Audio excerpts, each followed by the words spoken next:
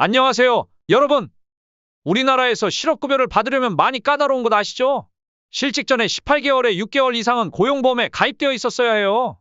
실직 전에 이거 중요하죠? 그런데 간첩단에 실업급여까지 챙겨줬다는 겁니다. 그럼 실업급여 지금 명단 보면 바로 팩트 체크할 수 있겠죠? 현재 성관이가 인터넷 언론사 고발했는데요. 아마도 스카이데일리 99명 간첩단 보도한 기자를 고발한 것으로 보여집니다. 또 그 99명 간첩단 중에 일부는 미본토로 조사차 압송된다는 이야기까지 오늘 파헤쳐 보겠습니다. 이렇게 중요한 이야기를 파헤치는데 영상이 널리 퍼지게 하려면 어떻게 해야 하는지 아시죠? 맞습니다. 지금 좋아요를 누를 시간입니다. 지금 꼭 눌러주세요. 그럼 시작하겠습니다. 오늘 성관이 고발 내용을 살펴보면 성관이는 위계에 의한 공무집행방해와 명예훼손 그리고 정보통신망법 위반 혐의로 해당 언론사를 서울경찰청에 고발했다고 합니다. 여기까지 들으면 성관이가 강력한 입장을 취하며 본인의 명예를 지키려고 하는 것처럼 보이죠? 그런데 이게 과연 그렇게 간단한 문제일까요? 우선 성관이의 입장을 먼저 봅시다. 성관이는 그동안 공정한 선거관리라는 명분 아래 국민들의 비판적인 목소리를 경청하고 표현의 자유를 폭넓게 허용하려는 태도를 보여왔다고 주장합니다. 그런데 이번 사건에서는 그 태도가 달라졌어요. 왜냐고요? 허위사실을 유포하여 부정선거 의혹을 증폭시켰다고 판단해 해당 언론사를 고발했다는 거죠. 그런데 문제는 고발이라는 행동 자체가 성관이의 약점을 더 부각시킬 수 있다는 겁니다. 성관이는 해당 보도는 명백한 허위사실이라며 당시 선거연수원에 중국 간첩단이 없었다고 주장했어요. 교육 과정에 참여했던 96명 중 88명이 공무원이고 나머지는 외부 강사라는 설명을 덧붙이며 사실관계를 반박했죠. 여기까지는 성관이가 나름 방어 논리를 준비했다고 볼 수 있어요. 그런데 고발이라는 강력한 카드를 꺼내 들었다는 점에서 이건 단순 방어가 아니라 공격의 영역으로 넘어갑니다.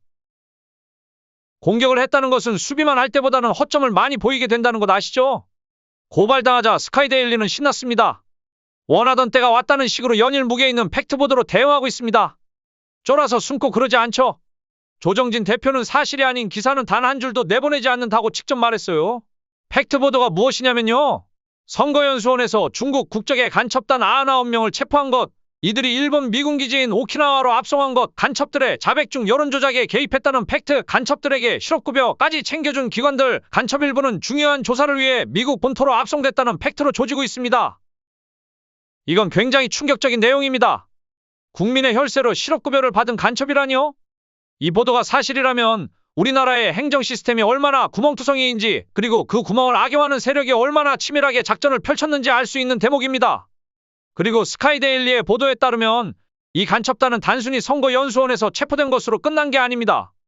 댓글 조작과 선거 개입에까지 연루됐다는 자백도 나왔다고 하죠. 심지어 AI 기술을 활용한 고도화된 매크로 프로그램, 이른바 프로젝트 모긴을 통해 국내 여론조작에 개입했다 사실도 확인되었다고 합니다. 프로젝트 모긴, 무슨 작전명 이름 같죠? 여기서 묻고 싶은 게 하나 있어요. 이 정도의 심각한 의혹이 제기되고 있는데 성관이는 왜 단순히 허위사실이라고만 주장하는 걸까요? 사실이라면 큰 문제이고 허위라면 성관이가 명확히 증거를 제시하면서 반박해야 할 사안 아닙니까? 그런데 지금까지 성관이는 단지 명백한 허위사실이다라는 말만 반복하고 있습니다. 이런 반박도 했죠. 연수원에 경찰과 계엄군이 들어간 적 없다. 생활관에는 승진 대상자 교육 중이던 96명이 있었다. 이렇게 반박도 했습니다. 그런데 성관이 연수원이 엄청 큽니다. 동수가 무려 5개 동이고 교육생들이 있던 곳은 C동이며 거기에는 계엄군이 작전한 곳이 아니었다고 칩시다. 그렇다면 나머지 4개 동에도 계엄군이 작전을 한 적이 없다고 공식 발표해야 되죠? 성관이가 반박하려면 대규모 계엄군이 왜 거기에 갔는지에 대하여 의혹을 풀어줘야 합니다. 대규모 계엄군과 경찰 대형 버스 경찰차가 간 것은 팩트로 인정하는 것이잖아요. 여기서 성관이의 고발이라는 선택이 얼마나 효과적인지 한번 생각해볼까요? 고발을 한다는 건 결국 스스로 우리는 떳떳하다 고 증명하겠다는 의지를 보이는 거죠. 그런데 문제는 그렇게 자신 있으면 처음부터 투명하게 자료를 공개하고 국민들이 납득할 수 있도록 소통했어야 하지 않을까요? 우리의 명예를 훼손했으니 법적 대응을 한다는 건 마치 국민과 언론을 상대로 싸우겠다는 태도로 보일 수 있습니다. 더군다나 고발 이후에는 더욱 철저한 증명이 필요합니다. 99명의 간첩단이 체포됐다는 주장이 허위라면 왜 그런 보도가 나왔는지, 그리고 선거연수원이 그동안 철저히 관리되었음을 어떻게 증명할 것인지, 이 모든 부분에서 국민들이 납득할 수 있는 자료를 제공해야 합니다. 그런데 지금까지의 성관이 태도를 보면 고발 이후에도 뚜렷한 증거를 내놓을 가능성은 낮아 보이네요. 결국 이번 사건은 단순히 성관이와 언론사의 싸움으로 끝날 문제가 아닙니다. 이 사건은 권력의 투명성과 언론의 책임성을 동시에 시험하는 기회가 될 겁니다. 이제 스카이데일리도 팩트를 가지고 확인됐다라는 보도를 했잖아요. 그 팩트에는 아마 일정 기간 약속된 부분이 있을 겁니다. 예를 들어 이 내용은 미국에서 먼저 보도하기 전까지 오픈하지 말아야 한다는 등 약속이 있었을 것 같아요. 그러나 고소 고발이 되어 팩트를 보여줄 시점이 앞당겨질 겁니다.